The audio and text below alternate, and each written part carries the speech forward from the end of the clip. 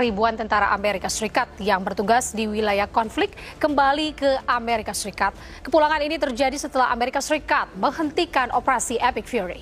Operation Epic Fury is concluded. We achieved the objectives of that operation. I'm not going to, we're not cheering for an additional situation to occur. We would prefer the path of peace. Iran menertawakan operasi militer Epic Fury yang dilakukan Amerika Serikat dan Israel terhadap negaranya. Pejabat Iran mengejek operasi Epic Fury berakhir karena gagal total. Sindiran itu disampaikan oleh Ketua Parlemen Iran Muhammad Bagher Ghalibaf dilansir dari akun X-nya. Guys, ini Donald Trump secara mengejutkan mendadak mengumumkan menghentikan seluruh operasi perang di Iran. Wah, teman-teman, ada apa ini? Setelah kemarin ketemu dengan Xi Jinping di China, kenapa Donald Trump tiba-tiba jadi lunak, jadi lembek? Padahal awal-awalnya ini Pete Hegseth bahkan minta ke Kongres Amerika tambahan anggaran perang senilai 1,5 triliun US dollar atau ya kalau dikonversi ke rupiah 24.000 triliun teman-teman rupiah. Jadi ini ada apa ya? Kenapa Pentagon malah mengumumkan seluruh rencana ofensif terhadap Iran itu di-cancel? Apakah ini adalah desakan diplomasi internasional atau kekhawatiran Amerika bakal bangkrut? Karena ya perang ini dalam 1 bulan teman-teman telah menghabiskan 508 triliun. Itu sebanding teman-teman dengan perang operasi militer selama 3 tahun di Irak zaman dulu. Nah, ini tentu jadi kerugian yang sangat besar bagi Amerika Serikat, ditambah puluhan jet tempurnya rontok, puluhan kapal perangnya juga hancur karam, 3 kapal induknya juga rusak, bahkan USS Gerald Ford ditarik mundur karena kerusakannya sangat parah. Nah, hari ini kita bakal tengok dulu pengumuman dari Pentagon yang sangat menggemparkan, di mana Pentagon Donald Trump mengumumkan menghentikan total seluruh operasi militer ofensif ke Iran dan hanya bertindak defensif. Wow. Yuk teman-teman, kita simak dulu informasi selengkapnya. Operation Epic Fury is concluded. We achieved the objectives of that operation. I'm not going to, we're not cheering for an additional situation to occur. We would prefer the path of peace. What the president would prefer is a deal. He would prefer to sit down, work out a memorandum of understanding for future negotiations that touches on all the key topics that have to be addressed, a full opening of the strait so the world can get back to normal. He preferred that be negotiated through the route that Steve and Jared have been working and that all of us have been supporting. That's the route he prefers.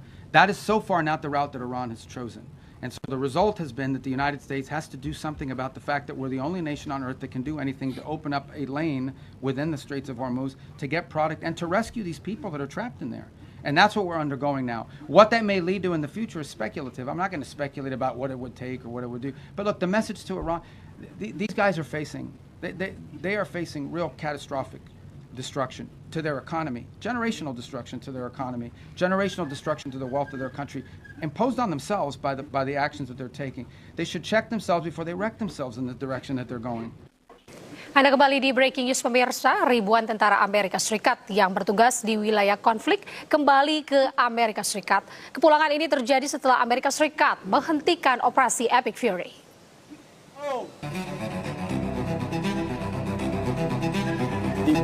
Congratulations from both my wife Jenny and I, standing here on this ship in Norfolk, welcoming you back to America.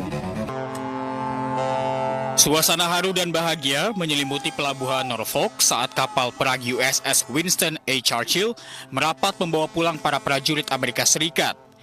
Menteri Perang Amerika Serikat Pete Hegseth menyambut langsung lebih dari 4.500 tentara yang telah menyelesaikan misi negara. Para prajurit yang kembali ke Amerika Serikat ini adalah bagian dari kelompok tempur kapal induk USS Gerald R. Ford yang menjalani penugasan selama hampir 1 tahun di wilayah konflik. Selama penugasan, kapal induk terbesar dunia ini membawa jet tempur, kapal perang, dan ribuan personel untuk menunjukkan kekuatan militer. Sebelumnya Amerika Serikat resmi akhiri operasi tempur Epic Fury di Iran pada 5 Mei 2026. Menurut Menteri Luar Negeri Amerika Serikat Marco Rubio, operasi militer tersebut dihentikan karena tujuan utama operasi tersebut telah selesai. Well, that's one of the topics that needs to be discussed. I don't know about. I think you're linking it. The operation is over. Epic Fury, as the president notified Congress, we're done with that stage of it. Okay, we're now on to this project of freedom. As far as a negotiation is concerned, I think the president's been clear that part of the negotiation process has to be not just the enrichment, but what happens to this material that's buried deep somewhere that they still have access to if they ever wanted to dig it out. That has to be addressed, and that's being addressed in the negotiation. I'm not going to go further on what progress has been made on that topic because I don't want to endanger the negotiations, but suffice it to say that the president and this entire team is aware of the centrality of that question, and that will have to be addressed one way or the other. Dengan kepulangan sejumlah pasukan Amerika Serikat, apakah ini akhir perang atau hanya jeda sebelum babak selanjutnya mengingat dinamika konflik yang belum sepenuhnya usai? Amerika akhirnya mundur dari Iran, namun di balik pernyataan resmi tentang misi berhasil, tersembunyi kenyataan yang mengguncang dunia.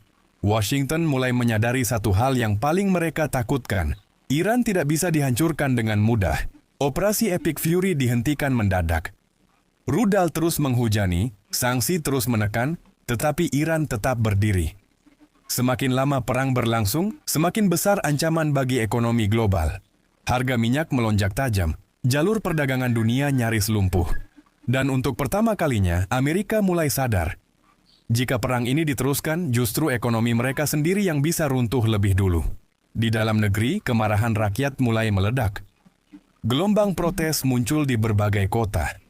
Banyak warga mempertanyakan, sampai kapan perang harus dipertahankan? Dunia kini melihat sesuatu yang berbeda. Kekuatan militer Amerika yang selama ini dianggap tak terbendung, ternyata memiliki batas. Iran berhasil membuktikan bahwa tekanan terbesar sekalipun tidak selalu mampu menjatuhkan sebuah negara. Dan sekarang, satu pertanyaan besar menggantung di dunia internasional. Apakah Amerika akan kembali dengan kekuatan yang lebih besar? Atau ini menjadi awal berakhirnya dominasi mereka di Timur? Jadi sekarang tuh lagi rame banget soal damainya Amerika sama Iran. Awalnya, Amerika ngumumin kalau operasi militernya ke Iran yang disebut Operation Epic Fury udah selesai.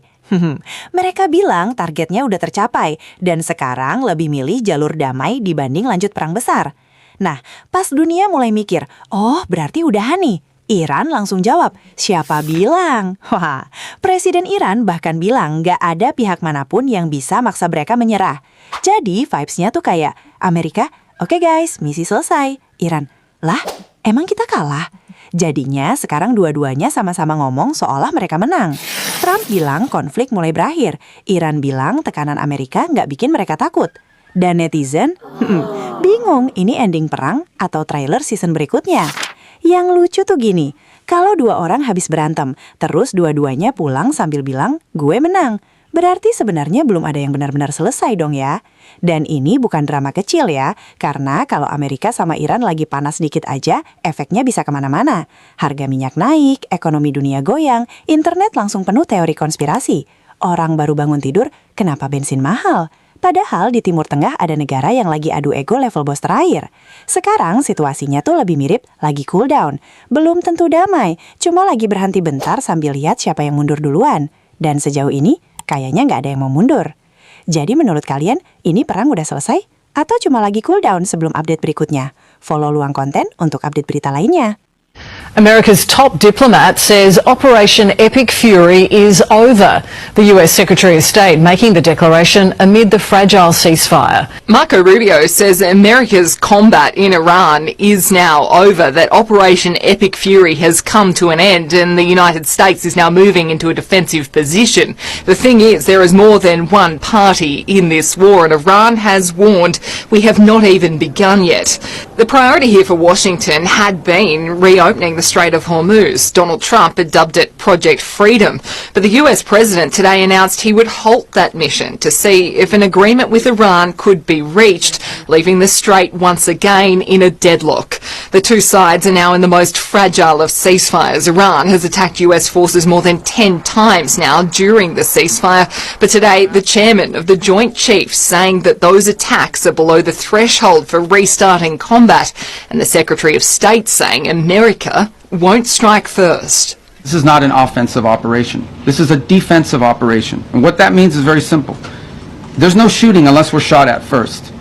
Okay, we're not attacking them. Comments coming as the Pentagon chief boasted of a red, white and blue air defence dome over the Strait of Hormuz. And then came a really bizarre moment today. The defence chief asked about reports of Iran having kamikaze dolphins. I haven't heard the kamikaze dolphin thing. It's like sharks with laser beams, right? And I can't confirm or deny whether we have kamikaze dolphins, but I can confirm they don't. A really strange moment there, and funnily enough, dolphins have actually been a part of the US Navy program for a very long time, but they're used in a surveillance capacity to detect objects underwater. Another day in Washington. Iran menertawakan operasi militer Epic Fury yang dilakukan Amerika Serikat dan Israel terhadap negaranya. Pejabat Iran mengejek operasi Epic Fury berakhir karena gagal total. Sindiran itu disampaikan oleh Ketua Parlemen Iran Muhammad Bagher Ghalibaf dilansir dari akun X-nya pada Kamis 7 Mei. Adapun Epic Fury merupakan operasi militer Amerika Serikat terhadap Iran yang diluncurkan pada 28 Februari lalu.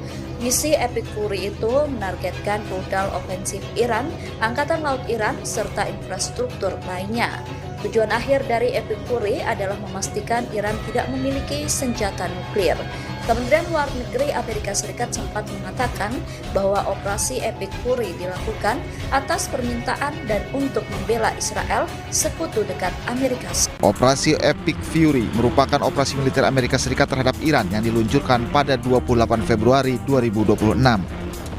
Menteri Perang Pete Hegseth saat itu mengatakan misi Epic Fury menghancurkan rudal ofensif Iran, Angkatan Laut Iran, serta infrastruktur keamanan lain dan dipastikan Iran tidak akan pernah memiliki senjata nuklir.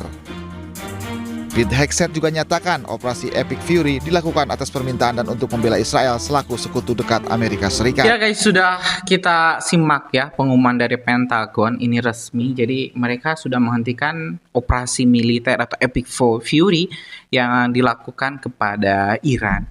Mudah-mudahan perang ini segera berakhir, teman-teman. Pertemuan dengan Xi Jinping kayaknya membawa sedikit dampak positif juga. Dimana ya Donald Trump nggak lagi ngawur, teman-teman. Nggak lagi barbar lah, senggol kanan, senggol kiri. Kayaknya ya Donald Trump juga sudah ngos-ngosan, teman-teman. Anggaran militer Amerika Serikat juga sudah terkuras habis, di mana Kongres belum menyetujui penambahan anggaran. Jadi tanpa anggaran nggak ada perang. Itulah simple, teman-teman. Nggak ada uang, nggak ada jet tempur, nggak ada amunisi. Ya kayak gitu, teman-teman. Jadi ngalahin Amerika cukup satu, serang ekonominya. Dan siapa penguasa ekonomi saat ini? China, teman-teman. Jadi kalau kata China no, ya mereka mau gimana lagi? Kalau misalnya China krisis energi, kan Amerika juga yang bakal ketar-ketir. Karena di Amerika, teman-teman, jangan salah loh, teman-teman. Produk-produk China itu menjamur. Bahkan lebih menjamur dari kita. Di Amerika itu benar-benar, teman-teman, China itu hampir menguasai ekonomi Amerika. Jadi ya Trump wajar lah kalau misalnya melihat China sebagai ancaman ekonomi yang nyata. Ya itu teman-teman informasi kita hari. Tulis deh pendapat kalian di kolom komentar. Biasa kita bakal diskusikan. Terima kasih. Assalamualaikum warahmatullahi wabarakatuh.